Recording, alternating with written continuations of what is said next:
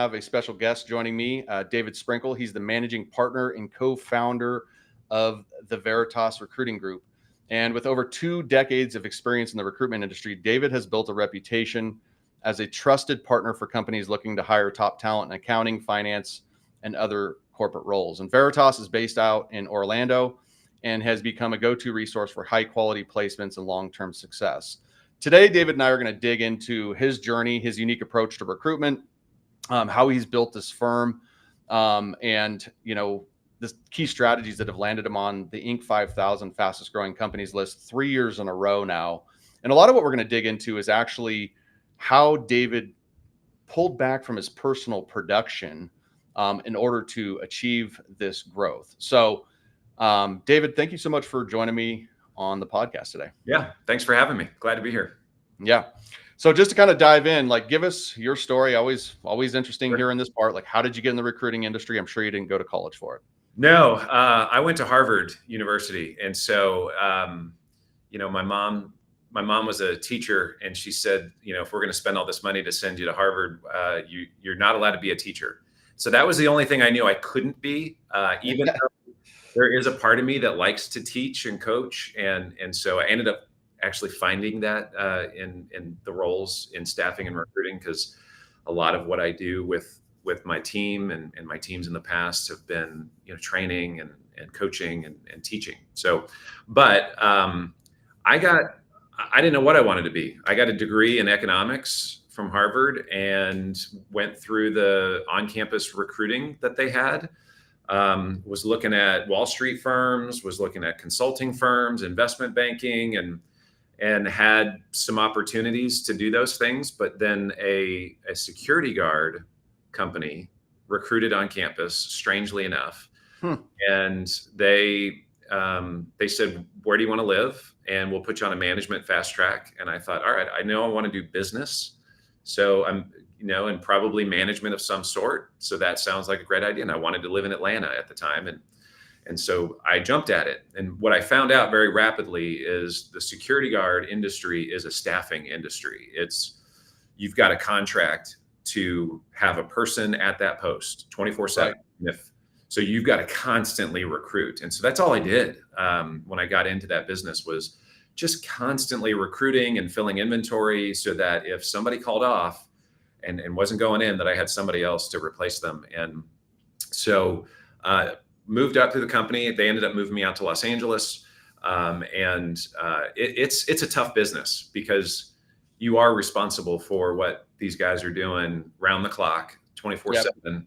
And, things happen. And so I had a pager back then. This was the late 90s. Might be a little bit of liability for a security company. Yeah. Oh yeah. Thankfully we weren't armed, because the last thing I want was had to fire somebody and then, go, you have to give me the gun back. Yeah. No, that you have to let people go. So I kind of got tired of being responsible for people that, were making minimum wage in many cases, and started looking at what are some of the industries that there's transferable skills. And so I ended up stumbling across staffing and traditional staffing. And so so accounting and finance staffing, interviewed with, at the time, the company was called AOC, which was Accountants on Call, and they're a wholly owned subsidiary of Adecco. And so huge corporate parent company, but kind of a mid-sized company when I joined them in 2000, and got in and became, I had gotten into the management ranks at the security company. So they hired me on as a branch manager in Woodland Hills, California. And then I had to learn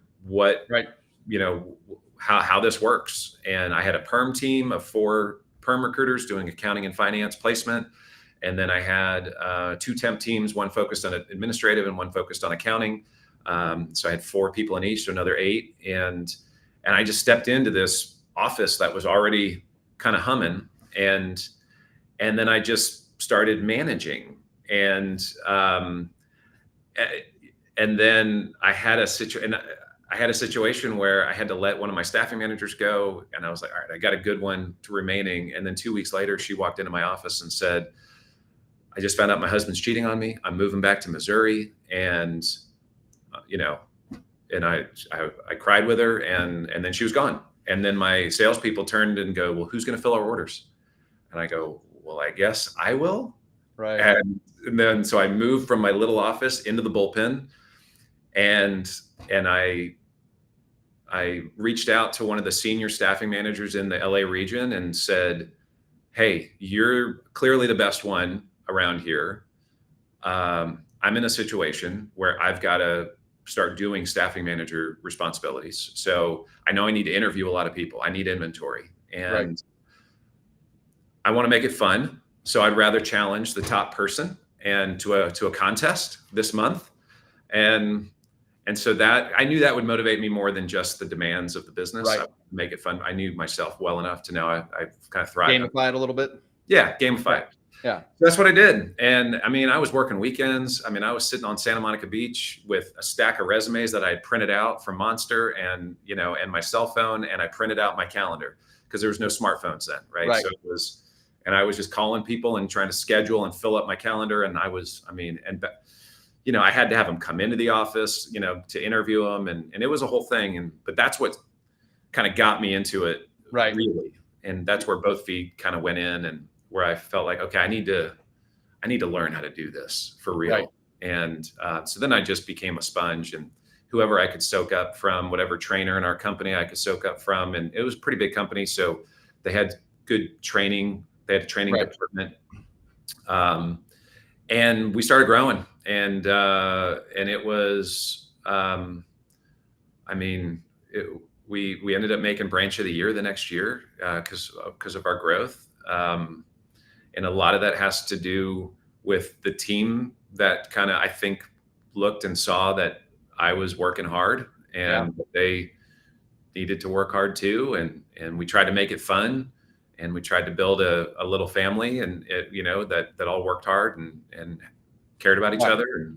And I think that all played. And then we won branch of the year, and my boss goes, and to think I almost fired you. What? Well, you told me that. Yeah. He goes, yeah, you just kind of had one foot out, one foot in the whole, like at the beginning. And I just didn't think it was going to work. And so, kind of thank God that I got put into a jam, because then I had to respond. Right. So I was with them for 8 years. I moved up through the company and ended up moving to Florida to take a vice president role. And so when I first got here in Florida, they had an Orlando, a Fort Lauderdale, and a Miami branch. And so I was responsible for those. And then we opened West Palm Beach, opened Jacksonville, and opened Tampa. And so a lot of growth, a lot of managing different stages of locations, where I've got a tenure team that's kind of doing well, and then basically a startup, and how to get business off the ground and try to carve yourself in a market that you don't have any presence. So those were good learning experiences for me to help those teams. And as a VP, my role was very much a help the managers hire, coach, and develop their teams. And so that's what I did until about 2008, 2009 was when I started thinking, okay, I'm high enough now. I'm starting to hear about how things are being pushed down from the parent company, and you got to manage by numbers only. And it really took the relationship out of the business. And that bothered me. And it bothered me that I had to let people go and just manage by numbers. And I couldn't invest in people that I felt like needed a little bit longer runway. And so that caused me to say, I think I can do this better. I also had I had a 2-year-old. I had another one on the way, and I was traveling all over the state. And I remember talking to my boss, and she was the senior vice president for the East Coast. And I said, how much do you travel? Because I'm traveling a decent amount. She's like, I leave on Monday and I come back on Friday. I go, yeah, but you got a kid. I don't know how you do that. She's like, you just do what you got to do. And my dad traveled a lot when I was a kid, and I was going down that path. And I just said, this isn't the kind of dad I want to be. I don't want to be gone all the time. Yeah. And then I had recruiters I knew what they were making commission wise, and I was capped. I had a nice salary and a nice bonus, but that was it. Yeah. And and they were making more money than I was. I said, okay, hold on, something's wrong. I hired that guy. I trained that guy. So it was all those things that kind of added up to, I met my wife through the company. We didn't work together. We were separate regions in Los Angeles, but we met at an event, and so she knew the business, and she ended up getting out of the staffing and recruiting, but when I started talking to her about thinking about I wanted to do this and open up my own, she was my first hurdle to get over, because she said, look, I know you have the capability. Is this what you really want to do? Because you've been managing managers who manage the producers. Now you want to be the producer and eat what you kill. Are you ready to do, what it takes, right? Every day in, day out, the grind. Are you ready to do that? And so she was a good sounding board for me to ultimately make the decision to make the jump. And so we did, and it started just me, and started grinding. That's an awesome story, man. I mean, go from security in Atlanta, then to staffing in Los Angeles, then to staffing across the country. So essentially, though, I mean, you had the opportunity without it being on paper. Like, you basically were running your own business without making the money and the rewards of it, right? Like, that's right.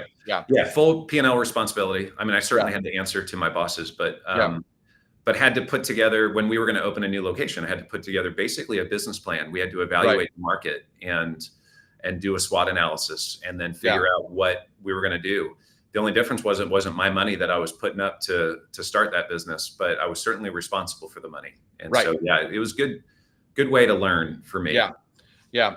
What was, you talked about some of the challenges as you kind of left. Your wife kind of challenged you right away of like, hey, you're going to have to go back and produce now. Are you ready for that? But what was your biggest challenge kind of going from managing, to then owning the whole thing? Like, what was the biggest thing that stood out to you? The level of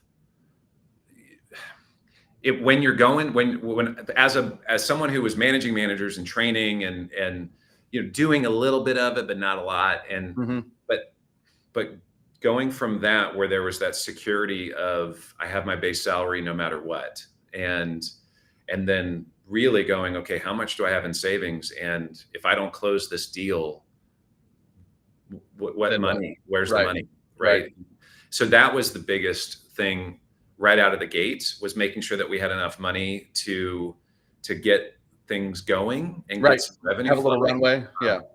And then that next phase, when I ended up hiring my first person, it was the same kind of decision. Was, okay, that's a big financial commitment, and also a level of accountability that,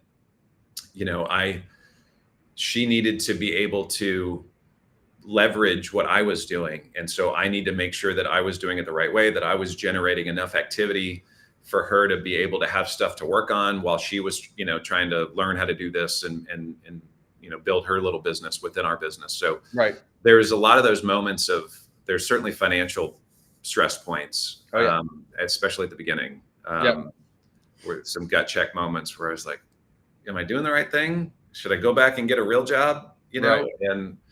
And this was 2009, right in the heart of the recession.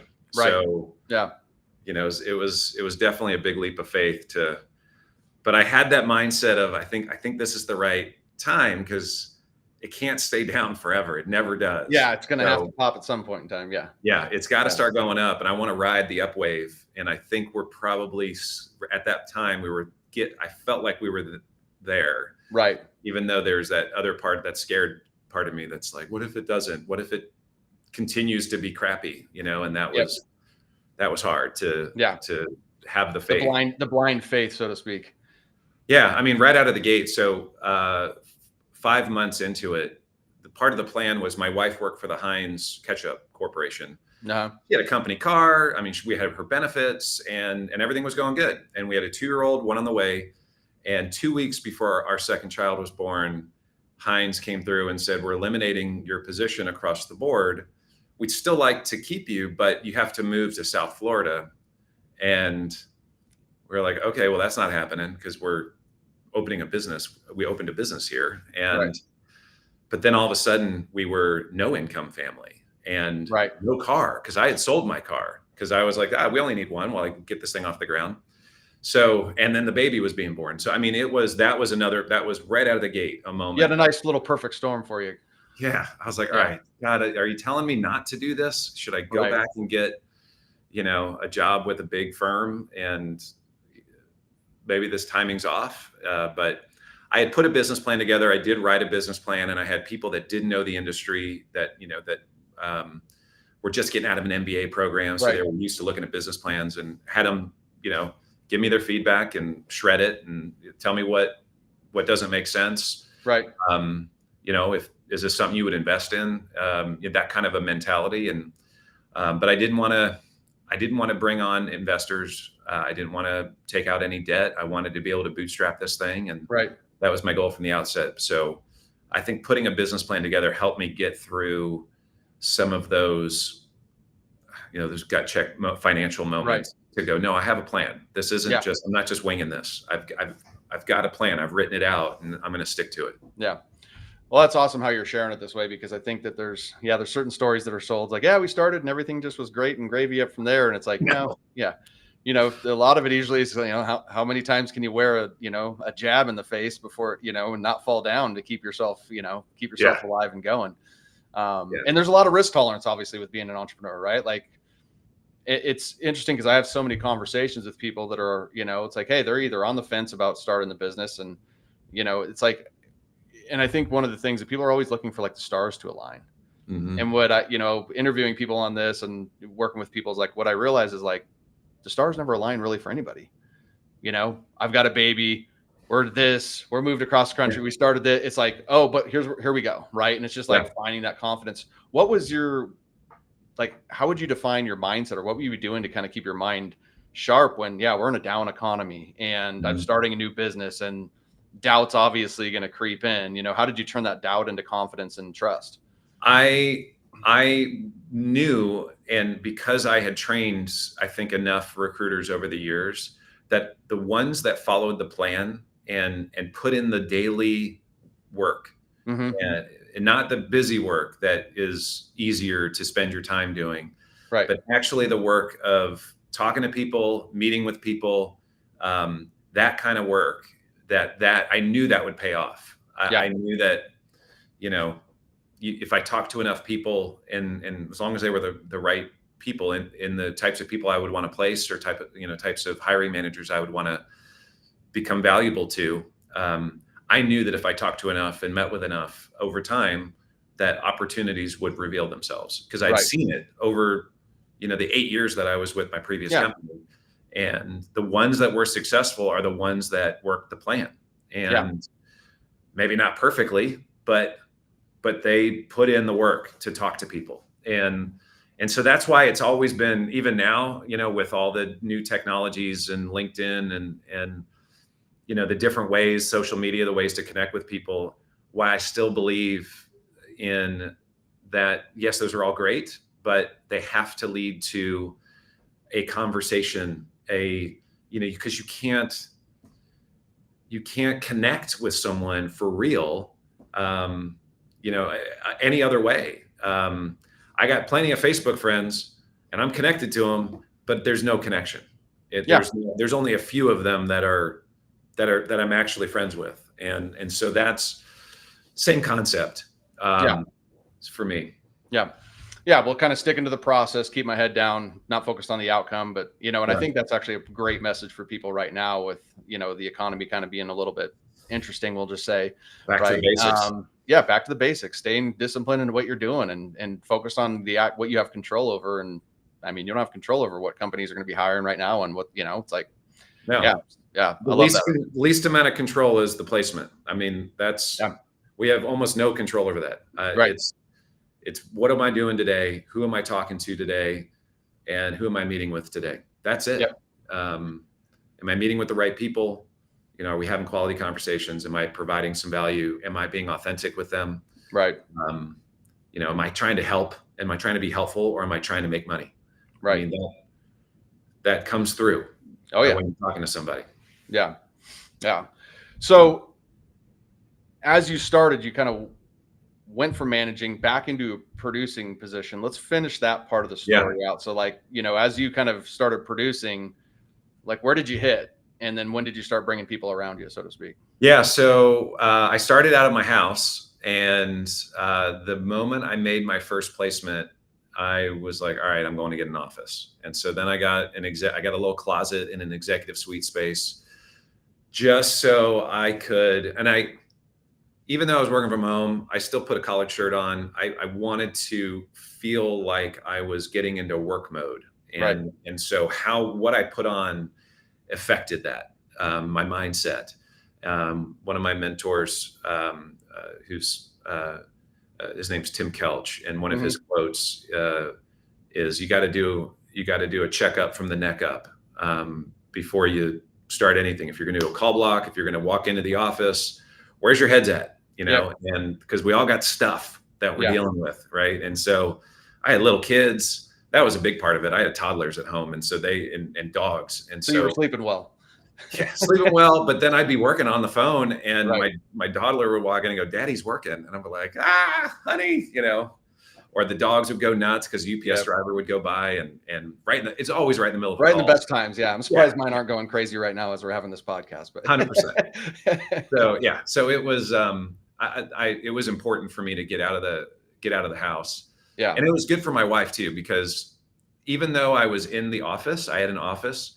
I was still accessible to her. And that was frustrating for her, that I was right there, right on the other side of that wall, but she couldn't leave the kids with me while she wanted to go out and do something. But when I'm at the office, there's no opportunity for that. So, so I think that was, before work from home became a thing, we experienced some of those challenges, and I needed to devote all of my working time to working to try to build some relationships to get this thing off the ground. And so I did that, and I did it for 2 years, and just kind of grinded and tried to get some traction, and made some placements, and the economy started to improve, and got to a point where I was like, okay, I'm starting to make placements now. I'm starting to really, I think, get some clients that trust me and want to work with me, and was interviewing Nancy Rivers, who now has been here. She's coming up on 13 years at the end of this month, at the end of October, and she's an accountant, and I wasn't planning to, but and I think that's really been more for me being opportunistic through this journey, and going, wait, let me explore this, because I think I'm ready. I wasn't actively looking for someone, but I knew I was kind of at that point on my business plan. I was tracking well on my business plan, and I knew this was about the time that I had said I was going to probably start to hire. And I was talking to Nancy, and then we were just talking about placing her into an accounting role, but she impressed me so much that, and she reminded me so much of the most successful recruiters that I had worked with in the past. I just did what I think a lot of how people get into this industry. They get. Have you ever thought about this? Yeah. Have you ever thought about recruiting? Yep. That exact conversation. And she's like, no, I'm an accountant. I've been a stay-at-home mom for 9 years. I need to get back into accounting is all I know. And she's like, well, tell me more. And then I started telling, she's like, that kind of sounds like sales, and I'm not a salesperson. And I said, well, perfect. If you ever at any time feel like you're selling something, stop talking. You're not doing it the way I would want you to do it. I don't want you to sell anything. It's either going to make sense for the person that you're talking to, or it's not going to make sense. You don't have to convince them of anything. And, that's been the mantra since, is don't sell. Don't, we do business development, but we're not trying to sell or manipulate or anything like that. So, but then I hired her and hired a part-time admin. And then all of a sudden the money started getting a little tighter. And then I had a week where another gut check moment from a financial standpoint, where I had a $25,000 invoice that was hanging out there. And I was like, that you owed, or that was owed to you? No, owed to me. Yeah. in receivables. And Yeah, so right. I was like, I don't think I can make payroll this week unless this thing pays. And I didn't sleep. I mean, I didn't sleep for a week, just stressed about Right. having to have that conversation. And I had temps. So I had never planned to have temps. I was like, I'm bootstrapping this thing. Temps are expensive. You got to front the money, Right. and there's a lot more risk involved. And so, but month 3, I had a client say, well, I don't need to hire, but I do need a temp. Can you help me? And I'm like, yeah, Sure. Yeah. it wasn't even in my business plan, but yeah, it's money. Yeah. So I'll figure it out Right. and figure out how to get workers' comp. I'll figure out how to, get it all set up. But there was a lot of, I knew I had to pay the temps, but I didn't want to have that conversation with my 2, new employees. Like, hey, I can't make payroll this week. Right. Can you just keep working for free until that check comes in? Right. That killed me to even think about doing that. And thankfully that check came in on that Wednesday and I had to process payroll on Wednesday, and it came in the day I had to process it. And it was one of those moments where, again, I was like, gosh darn it, am I doing this right? Because I have to fund it. It's literally all on me. And that burden of employees, I didn't realize how heavy that is to have people that have families that are counting on, the company that I've created to make sure that they're getting paid. Yeah. So hard. Yeah. Thank God I came in. Yeah. That's a good story, man. It's funny too that I don't want to say funny, but it's interesting how, whatever you believe, God, the universe, whatever, it just seems to provide right on time sometimes. It's just amazing how you get there, you're stressed, and then the day you need it, I know. I know, and bad things happen. You don't feel that way when you're in the moment, but right. It's always like the guy that the team that wins the game, they all thank God, and the team that loses the game doesn't thank God necessarily. Sometimes they do. The true believers do, but it is interesting. I mean, I'm a man of faith, and that's a big part of my life. Veritas means truth, and so that speaks to my faith. And so, but a lot of that is I'm a big believer that if you do things the right way and treat people the right way and put good things out there, that, even though I'm a Christian and I still believe in karma, that good things go out there, good things come back. I think that, for however that works, Yeah, right. Exactly. Just leave it there. Yeah. However it all works, we'll figure that out. That's on the other side of it all, I'm sure. Yeah. So I know one of the big things that we talked about offline was how you kind of had this moment where when you needed that next step of growth, it was going to actually require you to pull back from actually the revenue producing activities. Talk us through that. Like was there an aha moment for you? Like what was that process like? And what did you deal with, like, in terms of because I know a lot of owners, we all think we're the best at everything. Right. So, if I stop producing, then this thing's going to go to hell, so just talk through that. Well, and the hard part is every dollar that I produce goes straight to the bottom line. Whereas, a recruiter that works for me, I've got to pay commission on that. So there's an embedded cost for, them doing the deal versus me doing the deal. And so we've been doing, I've been doing this 15 years now with this company. We opened it 15 years ago in 2009. And it was interesting how even before I got to the point where I started to pull back a little bit, with my old company, when we would hire one recruiter, they would struggle. And we put another recruiter in next to them, and they would start to get some traction. But the magic started happening when there was three or more. And then suddenly, like, the strengths and weaknesses all started balancing out, and way more deals started to happen. And so when I hired the third person to me and Nancy, not the admin, but then when I hired Amy, who was our third recruiter, just that dynamic of having 3 people working together, working a desk, all working a full desk, how that we started taking off from there. And that's where it enabled us to get some traction, start, them getting their feet underneath of them and getting their own business development efforts. So they weren't just feeding off of because when it starts, I was the rainmaker and she was just recruiting and she didn't have clients yet. But it enabled her to, by working on my orders, to start to develop her own business. Right. And so it was the same way as we've grown, was to be able to have that. And then we just kind of hit that was 2009, and we got up to, 5 or 6, 7 people at any given moment in Orlando, and we were just focused on Orlando, and so it had some false starts with some new hires, like is natural, and didn't really, and I was still running my desk, and I still had a large percentage of the revenue in terms of that I was bringing in. And, I probably, even when I had five or 6 recruiters, I was still doing 25 to 30% of bringing in the revenue. And so that, when you only have 3 people or 4 people that bring in 80, 90% of your revenue, after a while, I started to look at that and go, okay, if one of them leaves, that's devastating. Yeah.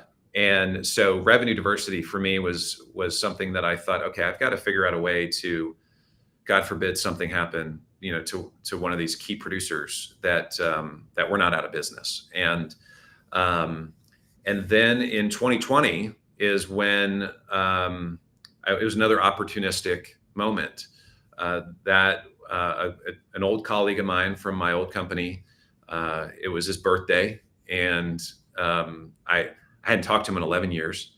And, I saw it was his birthday on LinkedIn, sent him a, hey man, it's been forever. Happy birthday. That was it. And message. And he shot back to me and he was like, hey, appreciate it. Good to hear from you. It was a happy birthday until noon. And then I just got notified that they're shutting down our office and I'm being let go. And then I picked up the phone and called him and said, I'm sorry to hear that. That sucks. That's a terrible birthday. Right. What are you going to do? What do you want to do? And we started talking, and I said, I've thought about what metros we could grow into to expand what we're doing and maybe try to replicate what we've been doing in Orlando.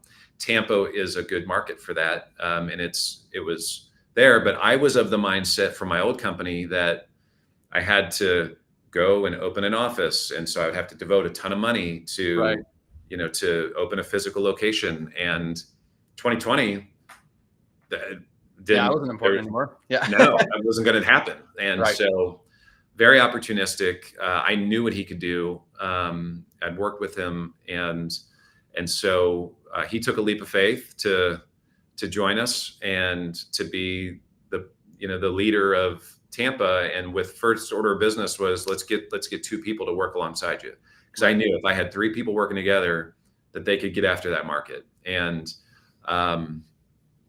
that moment where just investing and hiring 3 people all at the same time in an adjacent market to us, to where there's been so much overlap. It's kind of Orlando and Tampa is kind of a super region. And that really enabled, we got to a size where then I said, okay, I can't run a desk hardcore the way I've been doing it. And still be impactful with, helping get people off the ground here and really maximizing the investment, which hiring people's an investment. It's an expensive venture. And so that's what the catalyst was for me to go, okay, I need to step back, really focus on running this business like a business and training and developing my team, still working deals. I've got clients. I've been doing it long enough now that, I had clients that still come to me. But even then most of the positions, I'm not trying to go hunt for candidates. I want my people to feed me candidates. I want them to it's the worst when I've got an order and then I fill it with my candidate. I feel like they didn't even get piece of that deal. They're like, Right. oh, look, David gets, Gets the he's full got the bang. Yeah. company and he's closing deals. And so that was it was important to me to, again, try to help people succeed and achieve their goals. Right. And we got big enough to where I was like, there's no way that I can do that and still, work all my time trying to work a desk. Right. So that was the catalyst, because we Yeah. just got to that point where I said, okay, I've got to do this. I've got to Yeah. step. It really wasn't a choice. It was got to go on and leading and managing the team and stuff like Yeah. that.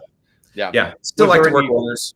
Every now and then jump in full force on Right. it, because if my guys aren't doing it and they're not working because they're so busy working on theirs, I'm like, all right, Right. well, I can't leave my client high and dry here. So I've got to, the last week I've been Right.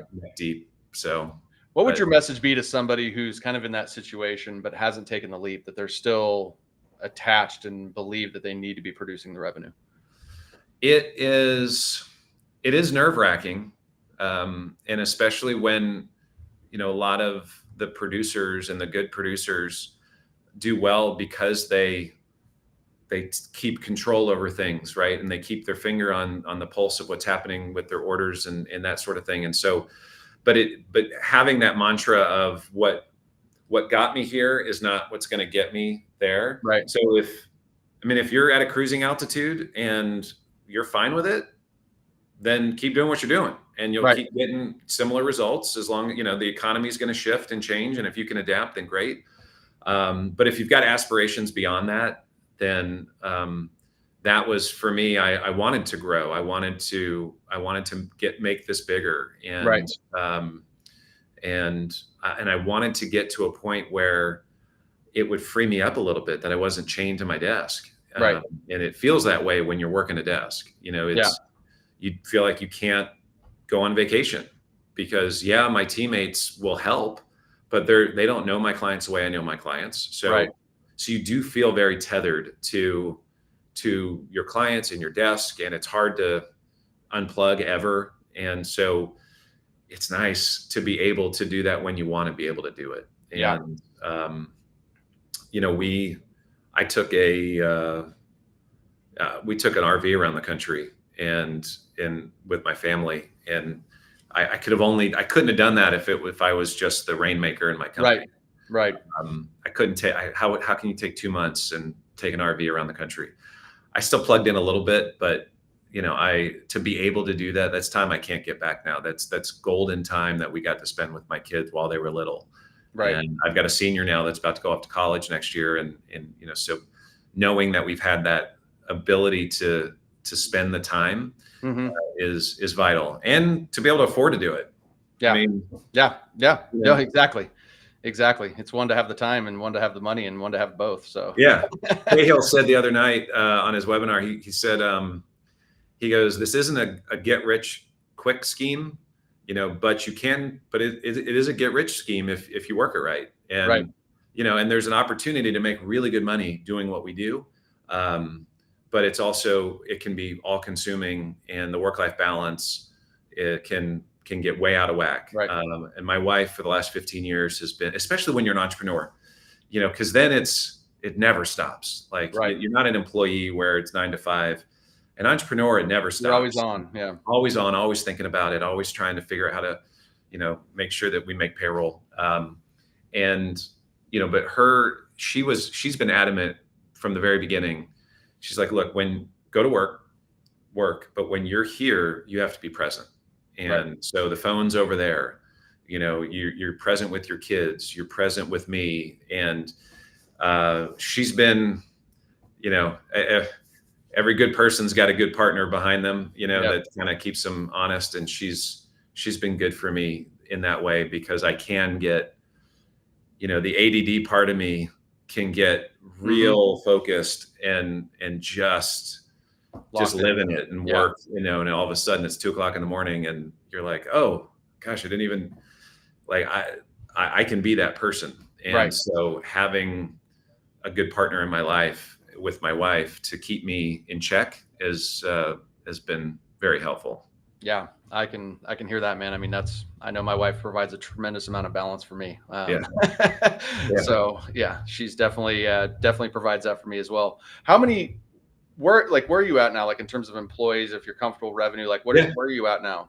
Yeah. We've got 16. Okay. I've got 15, but I've got a new person starting on the 7th. So Okay. excited to bring Nice. her on board. I'm really happy to find her. Nice. Um, we uh, we've been we shot up like coming out of COVID, and then for the last 3 years we've kind of hit Level. a cruising Yeah. altitude, and so I'm looking at, okay, how do we not go stagnant, because Hmm. with winds of change and the economic conditions, like you just can't Yeah. keep doing what you're doing and expect to get the same results. Our perm revenue has been hovering between 2.3 and 2.6, depending on the year. And then our temp's kind of a funny animal, because the revenue isn't it, Yeah. so you see these staffing companies that are just staffing, and they've got like $10 million of revenue. And it's like, yeah, but how much money are you making? I Right. mean, are Right. you actually making? Because Yeah. if you've got $9.9 million of payroll that you're covering, like, Yeah. great, you're a $10 million company, but you're not Yeah. making any money. Right. So we've been averaging about $1 million in revenue in temp, and our margins, what ends up, we're somewhere in that 25 to 30%, depends on Okay. where we end up. So you're talking another 250, 300 in what I would consider real revenue Revenue and profit. Yeah. for our Yeah. company. It's the Yeah. gross margin that we get. So Yeah. I've roughly always around found that interesting. three. The staffing industry, you can really fudge some good numbers in Yeah, terms of totally, revenue. Yeah. totally. Yeah.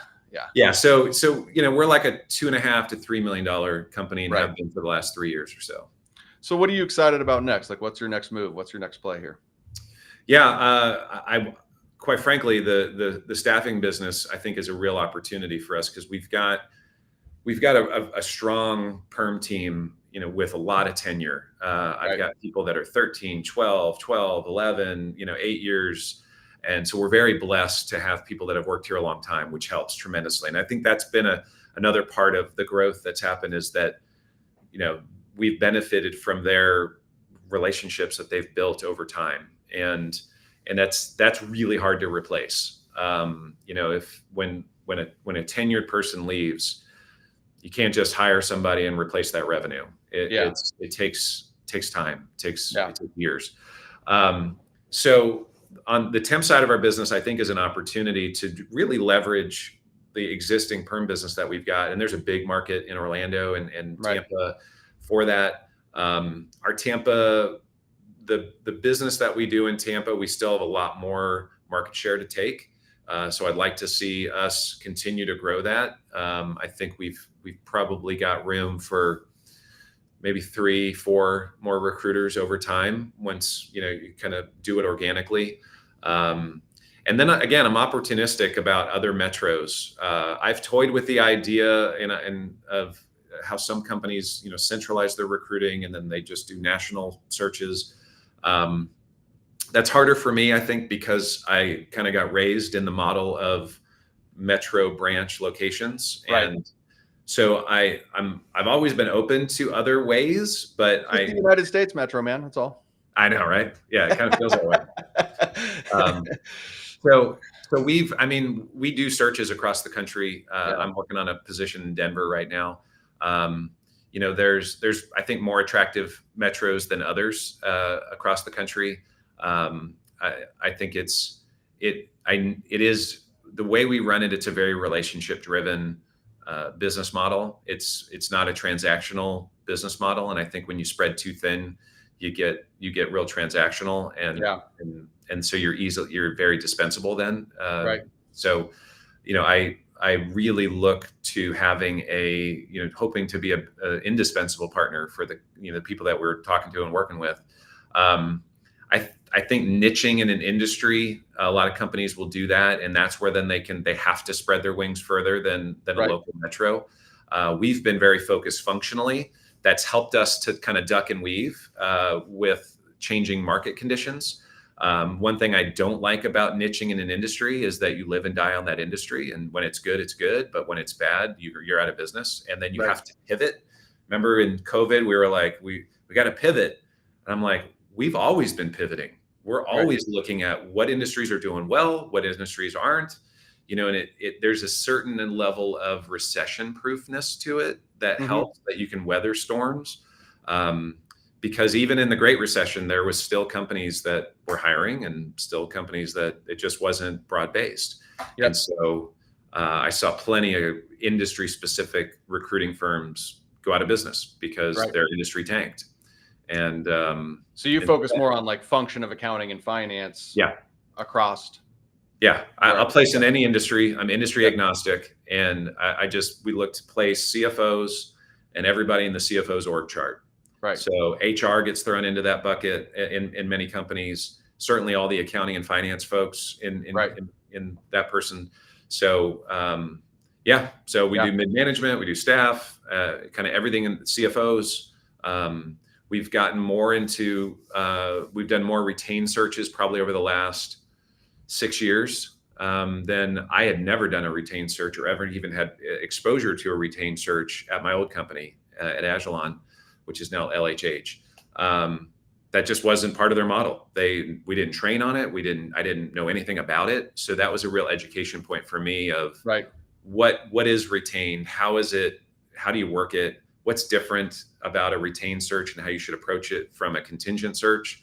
I think some people think, oh, you just do the same thing. And it's like, I mean, you can you could try to get away with that, but it's not the same thing. Contingent is speed to market, and retained isn't speed to market. Retained is way more thorough. It needs to be. And so fortunately, we've always kind of erred on the side of being more thorough, even in our contingent market. I know we've lost out on things in deals. Because maybe we were a little slower to the market, but I wanted to be more thorough and build relationships and have more of that trust value that from the client that they know that we're going to be more thorough.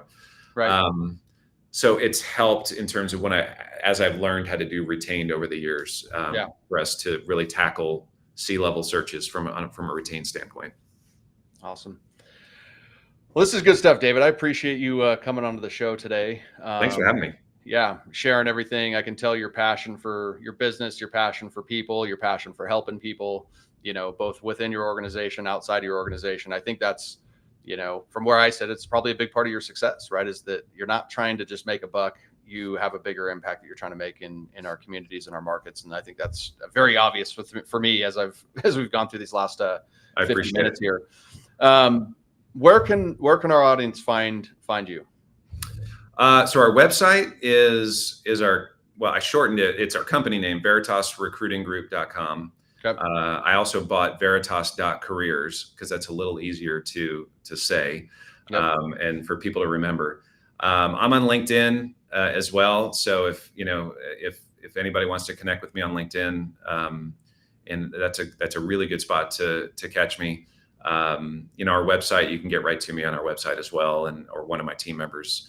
But yeah, I'm happy to help. So if there's anybody that's in the industry that's, wants to pick my brain, or anything, I've always been pretty open, especially with other entrepreneurs that are trying to get a staffing or recruiting business off the ground. Legal forms, like all the nuts and bolts and the back office stuff that you don't realize that if you work for a big company, like how much work it is to produce that stuff and come up with it. And so I've always been very open to sharing, stuff like that with somebody that's trying to go out on their own. And so yeah, if there's anybody that wants to pick my brain a little bit, I'm more than happy to. And I don't know everything, but we've had a good run the last 15 years. So it's hard to believe 15 years goes by fast. Yeah. Yep. Well, there's my dogs right on cue. So, well, again, David, thank you so much. For those of you that listen with us live today, thank you for joining us. If you're catching the tail end of this, you can watch us on the YouTube channel and all the regular podcast channels, and you will hear the dog barking in the background, guaranteed at the end. But thank you again, David, for being here.